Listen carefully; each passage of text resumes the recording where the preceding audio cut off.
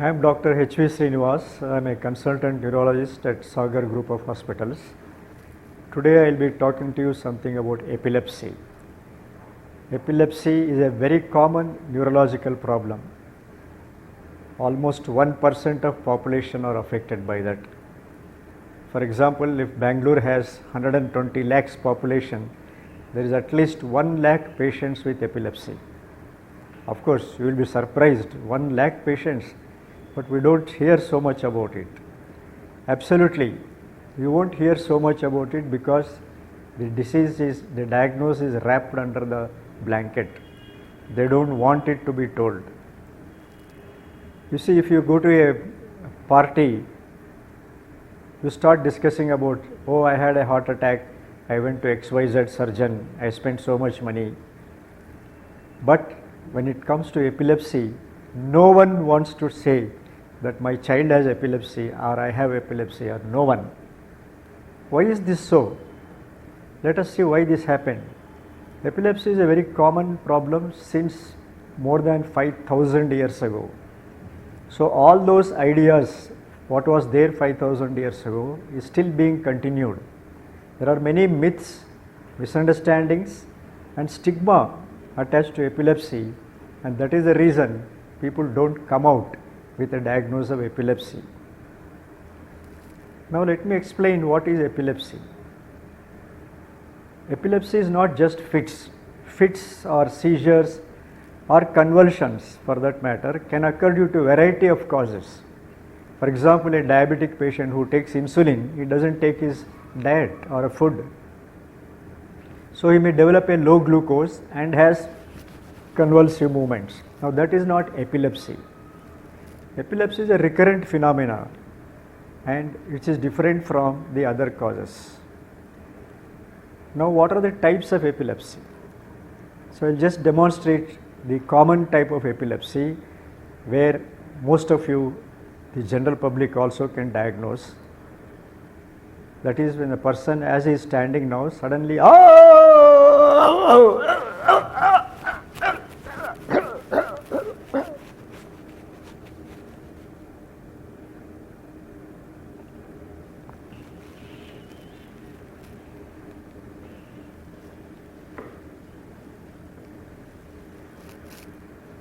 Now this is a common what is called as a generalized tonic-clonic seizures, where a person has a loud cry, has convulsive movements and he falls down unconscious. There may be frothing in the mouth, tongue bite, and then after a few minutes he gets out but he is still confused. This is the commonest variety. It is very important to identify the small attacks of epilepsy. I will demonstrate to you what is a small attack of epilepsy. Nearly 40% of patients with epilepsy will have this type of small attacks. That is, as I am talking, suddenly I go blank.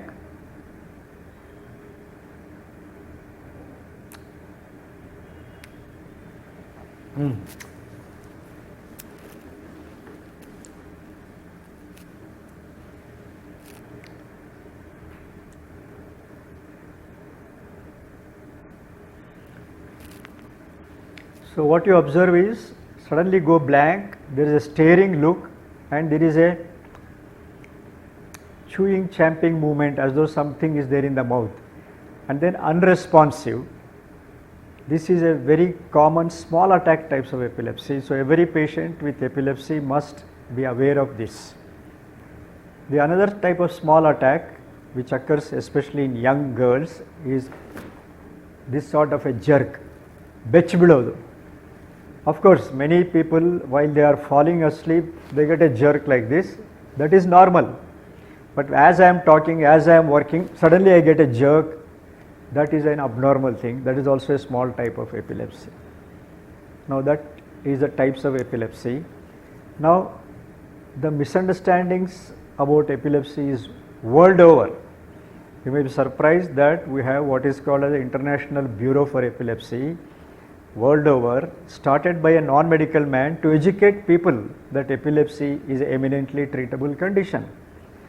There are 112 branches all over the world, and we have in India about 24 branches in our own country. The main prime object of this Indian Epilepsy Association is to educate people about epilepsy. Now, how do we diagnose epilepsy?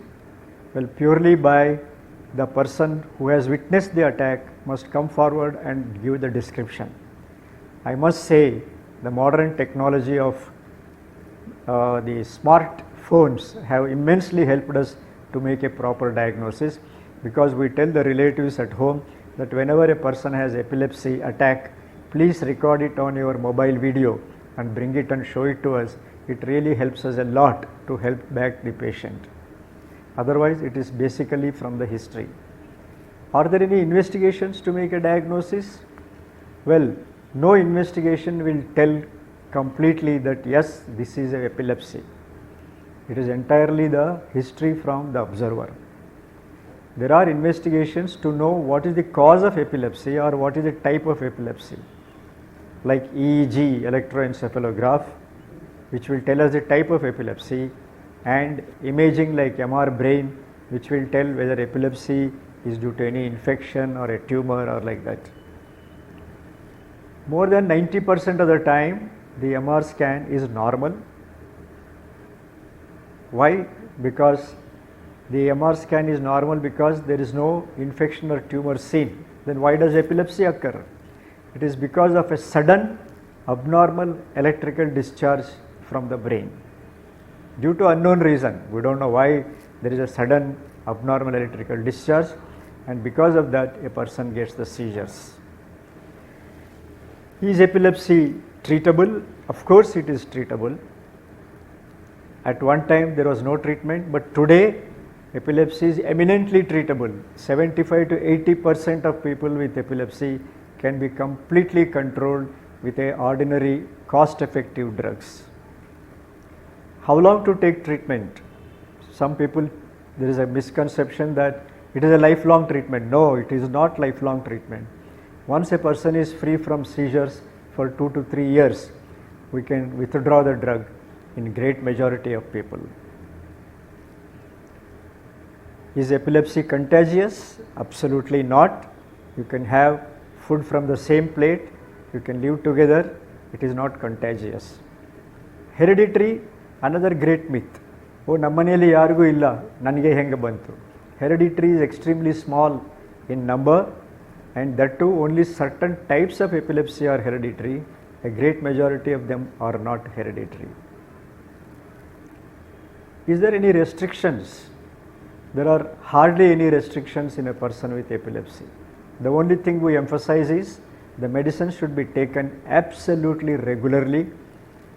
If there are 2 doses to be taken, it should be about 12 hours apart, say morning between 8 and 9 and night between 8 and 10. And a regular sleep hours of about 6 to 7 hours. These two are extremely important to control the seizures. When I said 2 years of seizure free period, it is not starting from the treatment 2 years. Suppose you take for 6 months and you stop the treatment and you get attack, again from that day another 2 years one has to take. So that is a very important point to say that medicines should be taken absolutely regularly. Apart from these two, regular medication and regular sleep hours, there are hardly any other restrictions. A child with epilepsy can study hard, can aspire to become anything they want, whether it is doctor, engineer, politician, scientist. He can study hard, there is no problem. The physical hard work, the mental hard work, the usual tensions in the life do not cause epilepsy. So the person can live very normally. What about the food, diet? Unlike BP and diabetes, there are no diet restrictions here. No diet causes epilepsy and no diet reduces the epilepsy seizures. So there is no problem in the diet, veg, non-veg, whatever.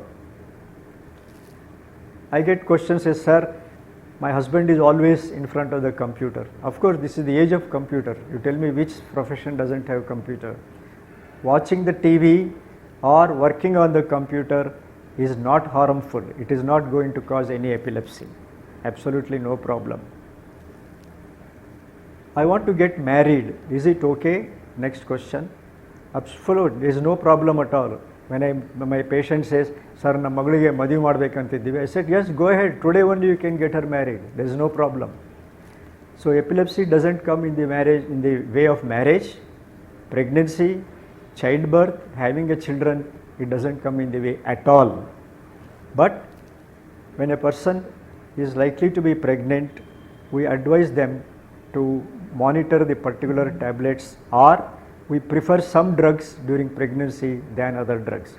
So it is preferable that the person who is treating you for epilepsy be informed that they are likely to have a child, they are planning for a family, then we can monitor it. But there is absolutely no reason to stop marriage or pregnancy or childbirth.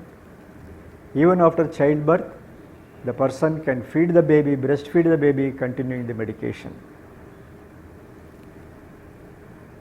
Are there any other restrictions? See, nobody dies of an attack of epilepsy. It's very important.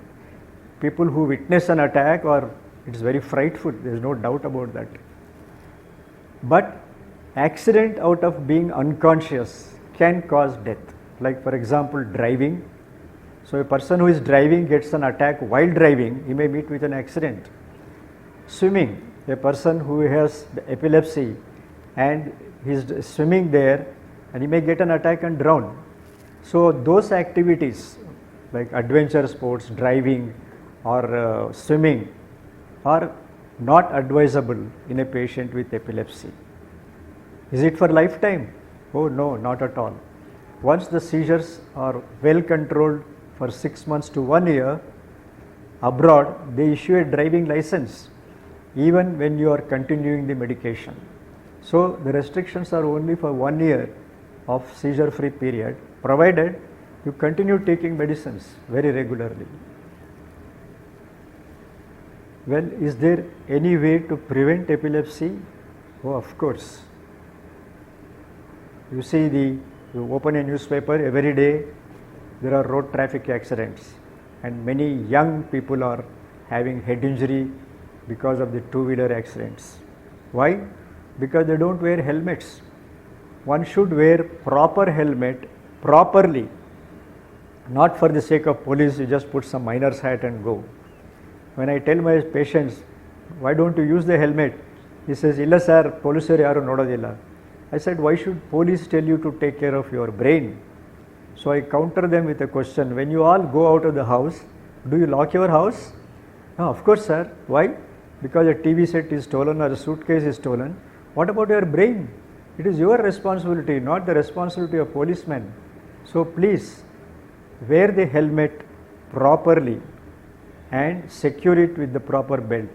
And remember, the pillion driver also has a brain. So pillion driver too has to wear a helmet. Very recently, Karnataka government realized that pillion driver has a brain, and so they have also now put up a law that one should wear that. So please wear that. Head injury, recover from head injury, you are likely to develop epilepsy. There are other conditions like stroke. For example, elderly people with a paralysis may develop epilepsies later on. So you can prevent stroke by attending to blood pressure, diabetes, obesity, cholesterol. If you take care of all this, the chances of stroke is less and the consequence of epilepsy is less. And finally, good antenatal care during pregnancy and proper delivery will ensure that the child doesn't have any birth injuries. That also can lead to epilepsy in children.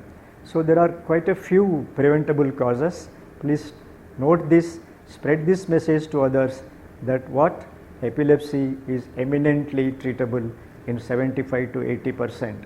There are very few restrictions for a person with epilepsy. They can lead an absolutely normal life because they are normal between the two attacks of epilepsy. So if they don't have any further seizures, they are as normal as anybody else. Treatment is only for 2 to 3 years from the last attack. You may ask me, sir, every time you say 70 to 75%, what about the 20 to 25%? You are right. The other 20 to 25% may not be well controlled with the available medicines we have today. For that, epilepsy surgery is coming very speedily. There are a lot more hospitals and centers today in India who are undertaking this epilepsy surgery. So when the medicines fail in about 20% of patients, we work up and find out whether surgery can be a option for this. So surgical treatment is available for this remaining 20 to 25%.